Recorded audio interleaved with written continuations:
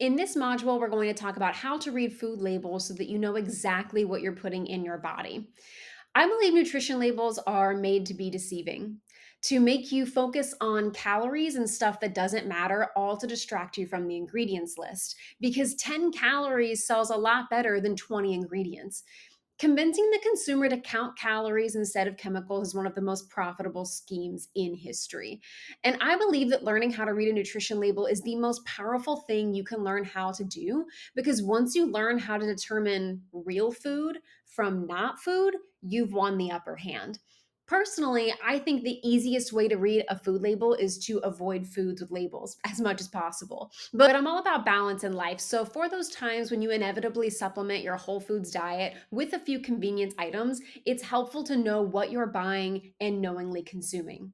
You should know that more than 10,000 chemicals are allowed in food sold in the United States. Some are added intentionally as preservatives to increase their shelf life or to alter the look or taste of a food, and others are added indirectly during processing, storing, and packaging those food products.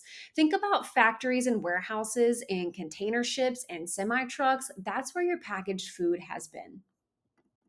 These are the top 12 food additives to avoid. You can screenshot this to save for later. The source is the Environmental Working Group. They also have downloadable versions of this list on their website, which is full of helpful resources.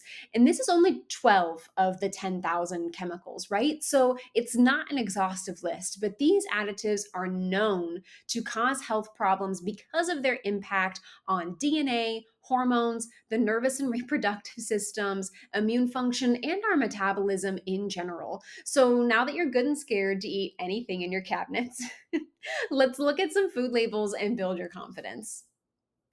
Food labels can be broken down into two parts: the ingredients list and the nutrition label. The ingredients list is the most important part. If you learn to count chemicals instead of calories, then you will have better health.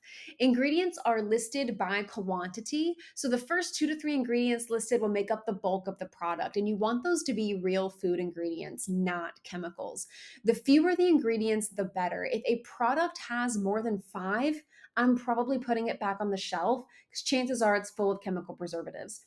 Take this Aldi brand almond milk, for example. It's got 10 ingredients. It should only have two: almonds and water. But it's got some gums, they're added to thicken it up, plus synthetic vitamins added back in.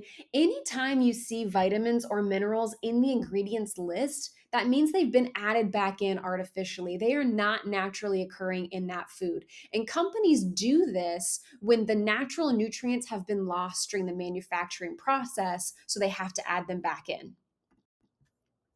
Here's another brand of almond milk by the company Elmhurst. It's got two ingredients: almonds and water. I'm choosing this one every time. Then we have the nutrition facts label with information about the serving size, calories, nutrients, and what's called the percent daily value. I've color coded the sections here, but let's look at the almond milk labels for a real example. Serving size will be listed at the top and include the total servings for container and the individual serving size. So, serving sizes are pretty standard across all labels. For example, 1 cup, which is equal to 8 ounces, is a typical serving size for any beverage.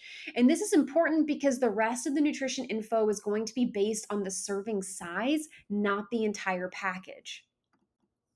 Next, you'll find the calories listed. Again, these calories will be based on a single serving, not the entire contents. And keep in mind that calories can vary even on similar products based on the ingredients and the quality. So, check out the difference between these two brands of almond milk. The product with 10 ingredients only has 30 calories, but the product with two ingredients has 130. That's because the first product has been so watered down, it's not as nutritionally dense. Now, remember that almonds are mostly made of fat, so we expect that they'll be higher in calories, so any product made from them should be. So you can see how calories can be misleading, and just because a food is lower in calories doesn't necessarily mean that it's healthy. You're far better off drinking the more nutrient dense almond milk. Next, you'll see the actual nutrients listed, and this is where most people get hung up looking at the specifics. I'm going to make this as simple as possible for you. When it comes to fat, it will usually be listed out by type: saturated, trans, unsaturated. Focus on the trans fat. There should be zero. You never want to buy anything with trans fat in it. It's a nasty additive and it will wreck your health. It's found in every single product containing vegetable oils. Steer clear. Don't worry about cholesterol, doesn't matter. Sodium is worth noting, especially if you have blood pressure issues. Salting your food is never going to cause a problem, but consuming large amounts of processed foods will because of how much sodium is usually added in to preserve the food. Fast food, frozen meals, and canned goods are all really bad about this.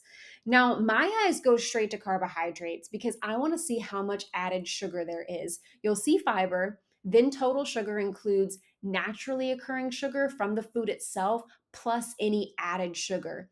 Then you'll see added sugar. And this is the one you want to look at because this tells you how much they added in. It's the cane sugar, the corn syrup, whatever they used to sweeten this product. This is the unsweetened milk, so there is none. You'll want to check beverages, sauces, and condiments all for added sugars. They're sneaky like that. My personal cutoff is 4 grams per serving because that's a teaspoon. And I don't need to be eating more than a teaspoon of added sugar at any given time. I prefer to get my sugar from complex carbohydrates like vegetables and whole grains. If I'm sweetening something, I just don't need more than a teaspoon at a time. And finally, you'll see protein listed at the bottom. Check the difference between these two labels.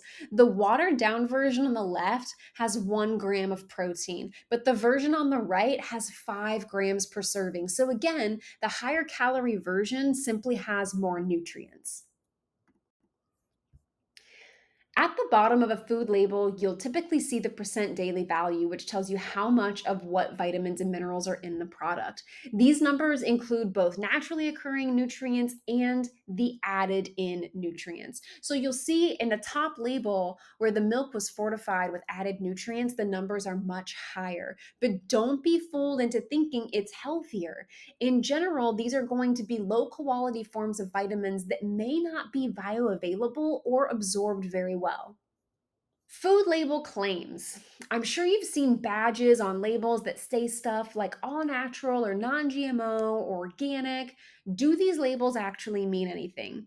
Well, the term natural is not regulated, so it doesn't mean a thing. It does imply that nothing artificial or synthetic was added, but you need to check the label for yourself. Non GMO, it depends. It's not regulated by the government, but there are third party certifications available. So, as long as it's from a legitimate organization, this seal indicates the product was not genetically engineered or altered. Now, organic does mean something. It's regulated by the National Organic Program, and these products must meet rigorous standards in order to use the seal. Plant based and vegetarian fed labels are not regulated, but again, there are some third party certifications available for those companies who care enough to do it. Grass fed is regulated, but not strictly enforced, so there's also some gray area there.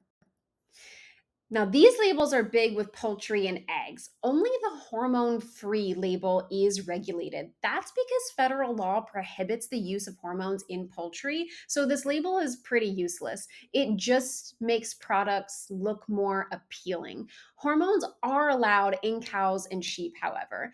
Cage free and pasture raised, not regulated. When it comes to eggs, organic is the only label that you can be certain means what it says. I recommend buying organic and pasture raised eggs when possible. So they'll have both the organic and the pasture raised labels on the carton. Local is even better because you can ask a farmer, and there are tons of people raising their own chickens and eggs these days. So it's pretty accessible for most people to find. What I want you to do now is to practice reading labels. Raid your cabinets or stop by a grocery store and just start comparing labels on similar looking products. Your first few grocery trips might take a little while, but you will get faster at determining food from not food with practice. And remember, the fewer foods you eat that have a label, the easier your job becomes.